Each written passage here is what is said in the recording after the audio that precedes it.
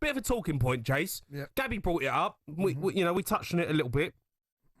Rashford come off, and he was scintillating in the second half. He was brilliant. He was going at him. He was direct. He weren't great in the first half, but you could see his direct approach. Yep.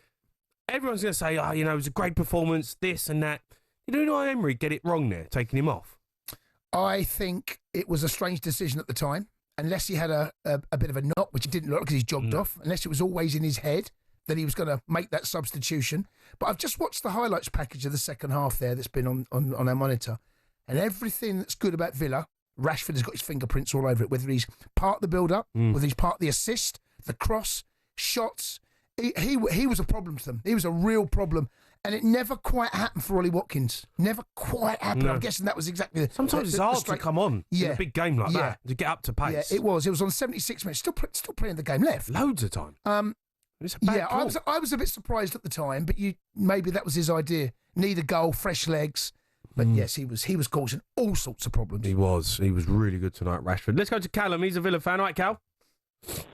Oh, yeah, cheers for having me on. To be honest, I was surprised that none of the other fans mentioned about Rashford coming off, because I thought he was unbelievable tonight, and I'm surprised that Rodgers stayed on for the full 90, in all fairness. That, for me, that would have made more sense, kind of putting Rashford out wide, then putting Watkins up top would have made more sense, but... Yeah, that was it was just a bit of a strange. Because we're all going to sit here and say, that it was a really good comeback and, it was great energy in the second half. But actually, there was that 20-minute period where Aston Villa were brilliant and they'd gone PSG. And then once Rashford went off, all right, there's a couple of chances, but that momentum and that kind of energy that you had with him on the pitch kind of went a little bit. And they saw it out, PSG, at the end quite comfortably.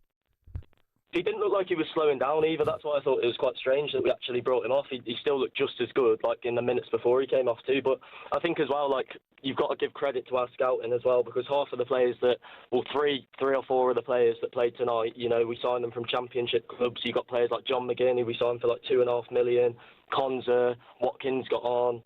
There was loads of players tonight that, weren't really Champions League players before we signed them, and then now they're playing in the quarterfinal and going toe-to-toe against that PSG team. So I think that's crazy in itself, really. Well, Morgan Rogers, another one. I mean, would you pay 12 million for? Yeah, exactly. Yeah, exactly. And our recruitment over the past few years, that's really why we're where we are now. So, you're going nowhere. It'll be still up for debate whether or still there's plenty of points to be secured, whether you'll have enough to get into the Champions League via the route this season. But looking at the manager you've got, look at the players you've got. And, I mean, what's your thoughts on Rashford? Have you seen enough to keep him? Because his huge wage bill, we know that. He's going to have to take a wage cut, you would have thought, to join your boys. Do you think that's a deal that could happen? I think he's been good. I think, obviously, he's better now he's adding assists and goals to his game. Because I think before the international break, he hadn't really scored or assisted. But now he's starting to do that. I think at least he's got those kind of conversions now. But I think, I think any Villa fan would take him, to be honest. And, he makes us a much stronger side. But it'd just be an interesting one to see whether he'd settle for, going from United to Villa. And it's an interesting debate, really, isn't it? Because although, we're much higher up than United in terms of where we are at the moment, they've still got all the stature that's probably bigger than us. What's the set fee? Is it 40 million? I don't think they'll accept that, to be honest. I think it's got to be anywhere from like 50, 60 onwards. I think there might have been an agreement. I'll have a look. I remember 40 million for Rashford. Yeah, I think there's something in there. It is. Yeah, there is a set price. I'm sure there is. Yeah, well, we should be. It's the wages, though. It's the wages. That's the problem. Are Villa going to pay 350 grand a week? I think if you want to try and play in the Champions League, and if that's where we want to position ourselves, you've got to have players on that money. Unfortunately, nowadays you have to be able to compete. And if we want to keep making the knockout stages of the Champions League, we're going to have players on those wages. Unfortunately, so. Yeah, apparently there's an option at 40 million. That's been agreed. So we'll see. All right. Okay. Cal, top man, mate. Thanks for your call. Let's go to Sam. He's a Villa fan. He was at the game, right, Sam? Right, Sammy. Hi, can you hear me? Yeah, got you, Sam. How are you? Yeah, big fan. Bit bittersweet, I'm not going to lie. It's been an amazing experience. I mean, travelling around Europe. I mean, I think I speak for everyone, home and away, who went, whether you're watching on TV or whether you're at the game. But when Morgan Rogers scored away at the Paris Saint-Germain Stadium, moment of disbelief. I was looking around, everyone around me is in disbelief. I'm looking at the PSG fans. I don't think they can believe it. But I just think we've had such a good run in this competition. And look, tonight, it was incredibly fine margins, and that's just how football is. Sometimes you can pick out moments tonight where, okay, Consta could have put that away, Asensio could have, Martinez could have prevented their first goal, and then it would have been like a completely different story. Yeah, but some butts, isn't it? It just started too slowly, didn't you? It started I too don't think they slow. started slow. I think they come out the traps, but they but they were too open because they were trying to get back into the game so early. And that's that third goal. And at you know, Paris PSG that changed their attitudes there. But, but you know, PSG to give them 2 goals in this, inside 27 minutes. That's a wound to that. But it's huge credit to Villa. I mean, I sit in the back of the whole end, and like that's probably the loudest part, and it's just of each other. Bear in mind, went to pretty much a 4-goal deficit, against, and I sound like a broken record because everyone's saying it, but PSG are the best team in the world. It's not Barcelona, but that team, Enrique's done an amazing job with them. Like he smashed it with such a young team of players. He can fine-tune them even more, and they're exciting to watch. They're going to be incredible to see. They're exciting against Liverpool. They're exciting against us, but we proved that we can get to this stage of the competition, and you get to that stage of competition, anyone can win. We proved that tonight, that we could have easily gone through. Like, the circumstances were very different, and you know what? It could have gone any single way, but you have to look at what we have built. Unai Emery, I mean, what a man. And it just got, it's bittersweet, like I said, but for the future, well, we can do anything, and it's just incredible what he's done in such a short space. He has done a great job, but were you a bit annoyed that Rashford come off? Yeah, I was going to speak about Rashford. Annoyed, I think, on terms of substitutions, I don't know whether it's a smart thing to do. I mean, if you look at PSG, they didn't make a single substitution, whether they thought that maybe this could get extra time. They made one, Bacola, Doué come on. Yeah, okay, they took Bacola, Doué, okay, yeah, fair enough, but...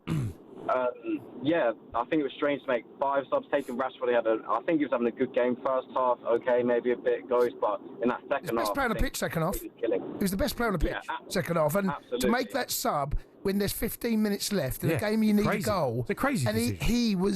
He was the most creative, the most dangerous player for Villa. Gets it wrong. I think he does. The more I think about it, the more I think he gets it wrong. I think he does. In hindsight, I think he sits in that dressing room now. I think he does. Sits in his office with his team, and he sits there and he goes, "How could have I affected that game to get us over the line?" You need a goal. I know you need a goal, but you put Watkins on. But you don't take Rashford off. No. Yeah, that was a bit of a strange move. That it was. Yeah. So thanks for your call. Let's go to Dean. He's a Villa fan. Dean. Hello. How you doing? All right, Dino. All right, Dino. You? Yeah, good. Just on my way home. On the way home. You sound a bit flat. In the car. Well, I've got a sore throat, mate. Shouted my head off all night. Yeah, I've been. Yeah, I know. Would you want? I'm just going to talk about the defence a little bit, if I can. Go on. Right.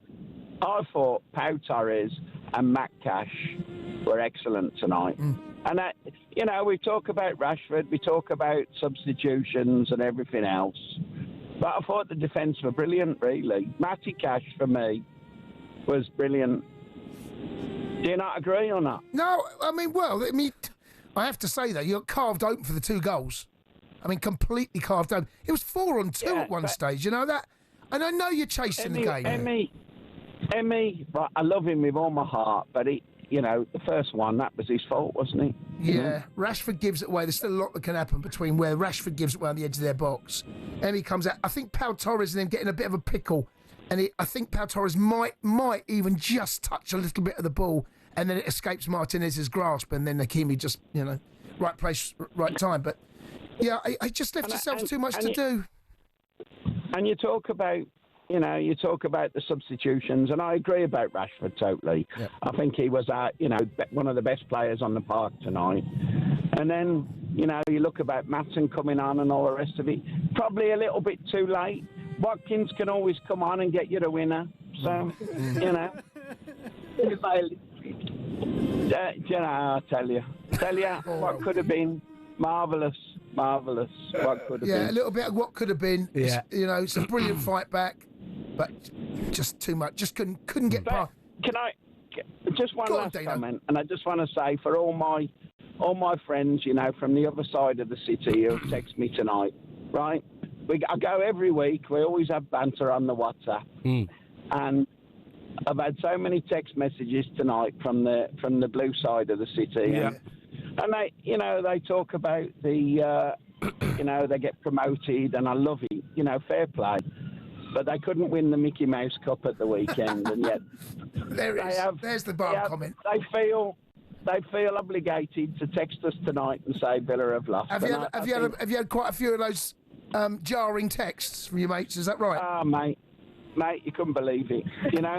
The Blue Nosies. Oh, I tell you what, when they're in the quarterfinals of the Champions League, right, instead of the Mickey Mouse Egg Cup, that they lost to Peterborough. Do you know what I mean? I'm going to say no more. And I hope my mate, the Thomases, are listening, because they're the ones who give me the hard time, right? And I can't wait till we go to Portugal, and we're all going together on a stag do. That'll be good fun. There'll be blue noses there and Villa fans there, and all I can say is, we are the winners. Thank you very much. Dino, top man, mate. Dino. Appreciate your call. Keep them coming in, Villa fans. You want to have your say on the show? Up the Villa.